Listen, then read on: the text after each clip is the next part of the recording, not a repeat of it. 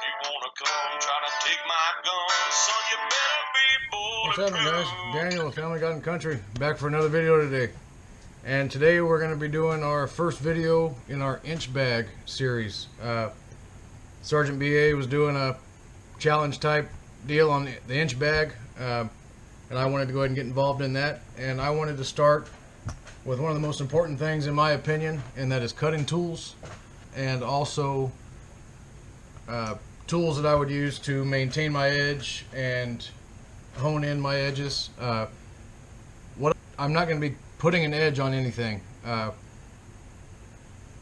All of my sharpening tools are for honing my blade, my edges, and re-sharpening. I'm not carrying items to put an edge on a piece of scrap steel or something like that. I'm not going to do it. I have plenty of cutting tools here, and if you lose all your cutting tools in a long-term self-reliance or bug out situation, you have bigger problems than putting an edge on a piece of scrap steel. That's just my opinion. So I will go ahead and go through what I would carry personally in a long-term situation. An inch, as far as I know, I actually know what it meant right off the bat, but inch, I'm assuming, stands for I'm never coming home.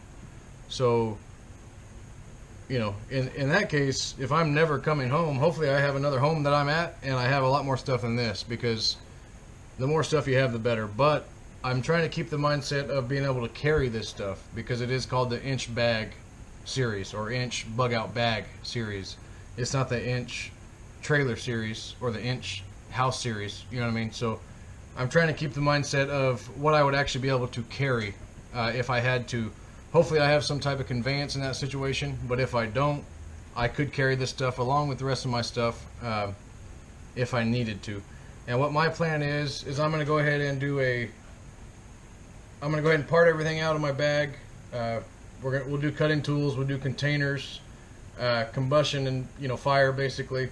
We'll do cordage, food, water, self-defense, which obviously some of these cutting tools would involve self-defense as well, but that's, we'll talk about that later. And then also at the end of the series we'll show the full bag and show that I can put everything that I've showed in each individual video in a bag and actually carry that bag, just to kind of go along with the theme of what I'm imagining was the point of this. I don't know if anybody else is doing that or not, but that's what I wanted. That's what I want it to be at the end. So we're going to go ahead and get started here. I'll go ahead and show you guys what I would carry. So stay with me. Alright guys, so we've got everything laid out on my toolbox here, and kind of give you a look of everything that I would think would be necessary. One thing I don't have here is a folding saw or a buck saw. In the dead of winter, I would definitely want a folding saw or a buck saw where I'm at. Okay, so I want to go ahead and start with the folding blades first, and we'll go ahead and start with this Schrade Walden.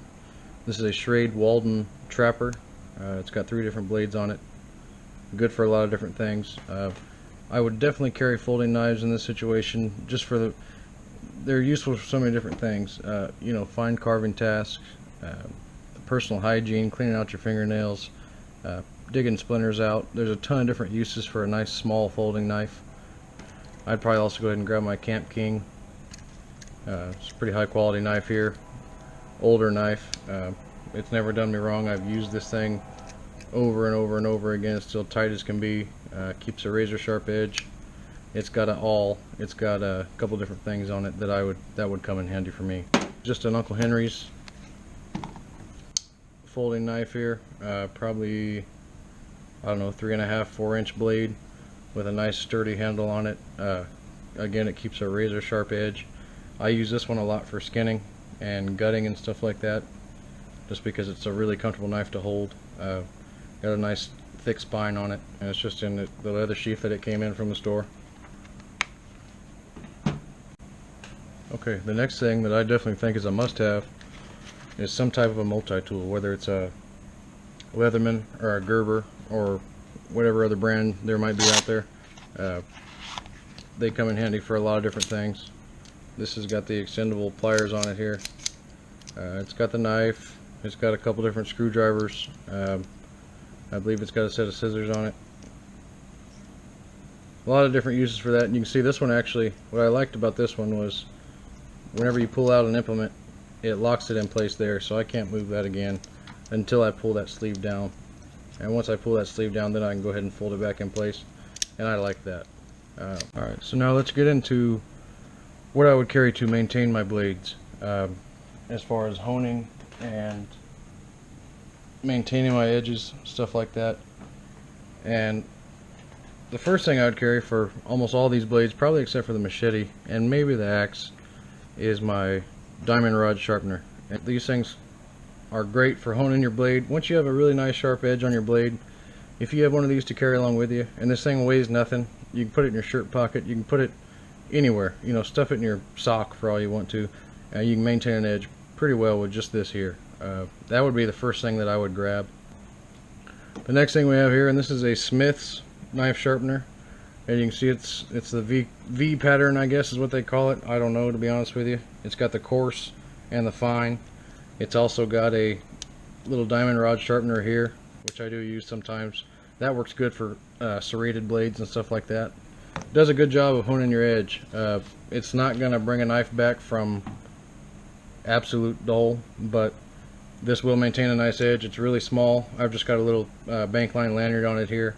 You can carry this in your pocket, carry it in your pack wherever you need to, and it does a real good job. In a inch situation, or in a long-term self-reliance situation, I would want some type of a sharpening stone. It's good to have a stone, and you can see this one's old. This one's been through it. It's got cracks chipped off of it already on both sides. My dad actually gave me this one a long time ago.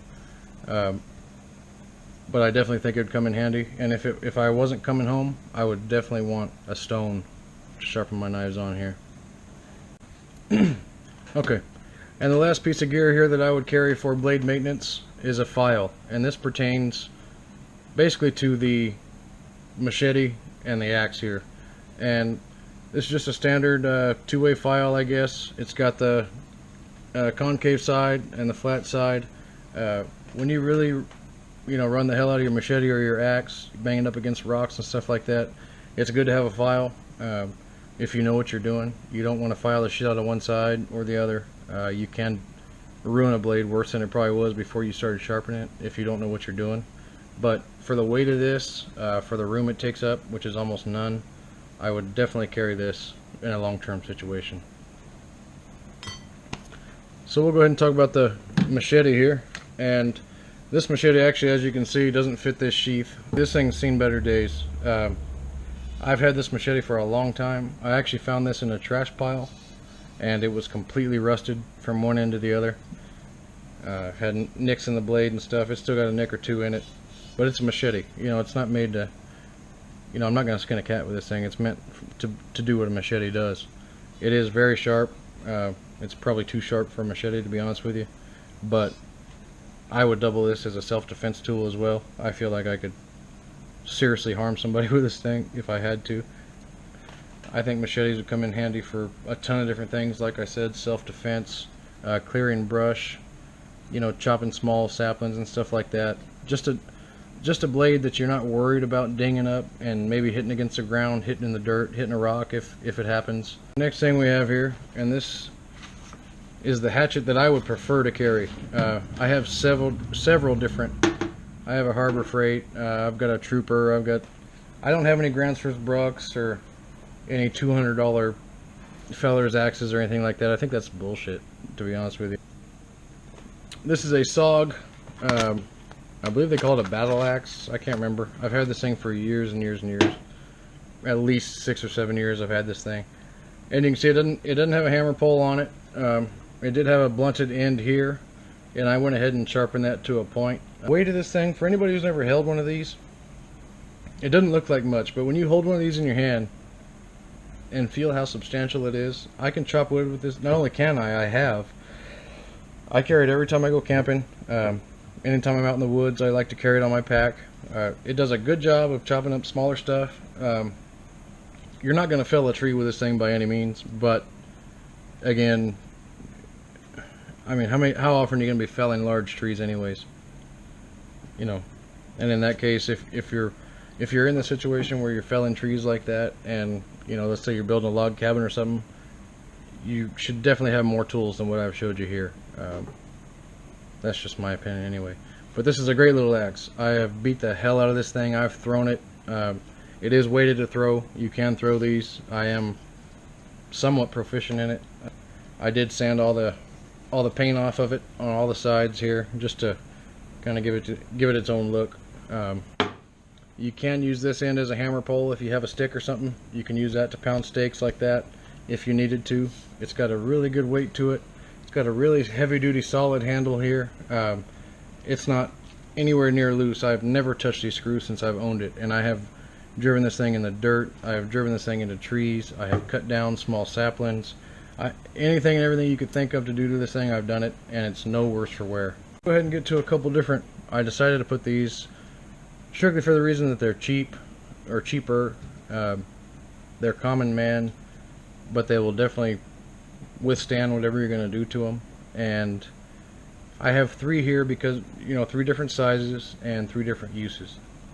And we'll go ahead and start with this. I think this is like a backcountry or something. I got this at Walmart, and I just have Gorilla Tape covering the cheap leather sheath that it came in. Yeah, it's a mossy oak, or breakup country mossy oak, Bowie style knife, cheap knife, razor sharp. I've sharpened this thing to an edge that I'm scared to even touch it, to be honest with you. Full tang, obviously. Imitation bone handles. These are plastic. Cheap brass finger guard and butt there. But like I said, I'm not really interested in the handle necessarily, or the sheath. What I looked at was, this is a full tang blade. This is a 3/16 inch thick spine and tang, full tang all the way through. You know, if these handles and these finger guards and everything came off, I'd still have something to hold on to with a razor sharp edge. As long as I have something to hone my edge with, I'm fine. I don't care if I paid 30 bucks for it, if I paid 300 bucks for it. It'll do the same shit, guarantee it. The next thing we have here, this is the Mora. Again, I don't know what model this is. I have several of these exact knives. I have a ton of Moras, but I like this one because it has the finger guard on it, and a lot of them don't, or a lot of them have a lot smaller ones. I'm a big believer in Moras. I think this is like a $12 knife on eBay, 12, 13 bucks on eBay, and you can't beat it. The downside of these is they are a rat tail tang, which means they're going down probably a little less than 3/4 on the tang, so they're not a full tang knife. I have batoned this exact knife. I have dug holes with knives like this. I've never had a Mora fail me, but I've never tried to make one fail. I've put it through normal knife tests, but I've never intentionally tried to break one, so I can't speak to that.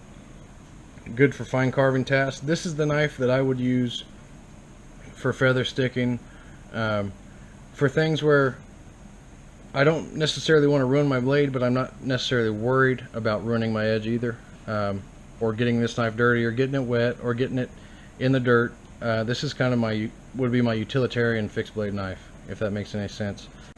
And the last knife we have here, guys, and this is another Uncle Henry's Schrade. I believe this is the Schrade Hunter, and as you can see, this is imitation bone handles. Those are plastic, but this is a full tang knife. And you can see it's got the screw in the end there. I've taken this apart to make sure. I read it on the box when I bought it, and I wasn't sure, so I took it home, took it apart, and sure enough, it is a full tang knife, 100%. This is high carbon steel. It will strike a ferro rod, no problem. It is razor sharp. This is my main knife I carry when I hunt. I've gutted many a deer with this knife. I've skinned a lot of animals with this knife here. It's never failed me. I've never had an issue with anything keeping an edge on it. I like the way the handle feels. And out of all the knives that I have, and I have some higher quality knives, I have some gift knives and stuff like that are pretty high dollar. I would pick this one. For my fixed blade, this would be the knife that I would choose right here. This is a sheath that it came in. I've got a Bic lighter in here. I believe it came with a small sharpening stone in there, but I went ahead and replaced that with a Bic lighter just because I thought it'd be more useful. And that would be my #1 choice. If I had to pick one knife, this would be it right here. Alright guys, that's it for cutting tools. That's everything that I would carry. other than a saw, I chose not to put a saw in this kit based on the time of the year. Certain times of the year I'd carry different things, but that's what I would carry right now. I appreciate you watching. We're going to go ahead and get into this inch bag series. I'm going to try to do one right after another. Next thing we're going to focus on is containers for carrying water, for cooking, for foraging for wild edibles and different types of food and stuff like that. And it would be all the containers that I would carry in a inch bag, bug out bag scenario. If I'm never coming home, this is what I would pick to take with me for the long haul. So I appreciate you guys watching. If you have any information you want to share with me, if you have any feedback you want to give, I try to bring it to you real and show you exactly what I think and how I feel, and I hope people get something from that. I appreciate you guys watching, and please join me for the next video. Thank you.